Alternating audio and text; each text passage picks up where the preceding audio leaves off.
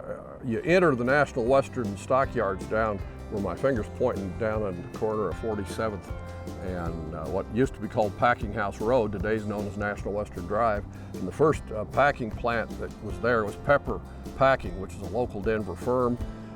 Interestingly, almost all the former packing plants in Denver now are parking lots for the National Western. So they have the parking lots named by the plant that was there. So the first parking lot is the Pepper lot. And you come up the road, then there's another big parking lot, and that was the Swift packing plant. It was a 9-story building located there. And then the next two items are the hog market, which is the scallop-roofed buildings, and then the square cement building is was the sheep market, where sheep were bought and sold, and they were walked on a ramp across the Platte River, which forms the boundary of the west side of the National Western grounds. And then next to it was the armor plant, where the orange office building is, and then the armor plant was next to it.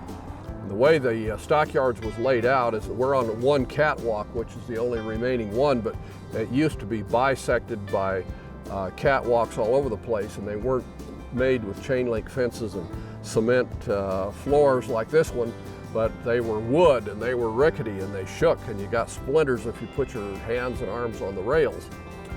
And when a packer buyer who was headquartered over there to my right at the Livestock Exchange building would come out in the yards, he would get an order from one of the 9 packing plants to buy cattle.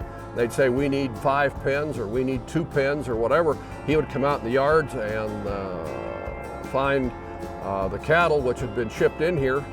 And when he got them bought, that a guy on a horse put them up on one of the catwalks, and they had big bridges that went right over the top of Packing House Road and over the hog and sheep markets straight down into the packing plant. Denver was about the 3rd biggest one in its heyday, up through probably the 40s and maybe the early 50s. There came up by the time of the late 50s a great deal of corruption that ranchers and farmers became aware of, and they became less and less enamored with shipping their cattle to a central stockyards, and instead were glad to get them to a feed yard out in the country where they could look over them and watch over them, and then not have to employ order buyers and other traders as intermediaries to sell the cattle direct to the packing company.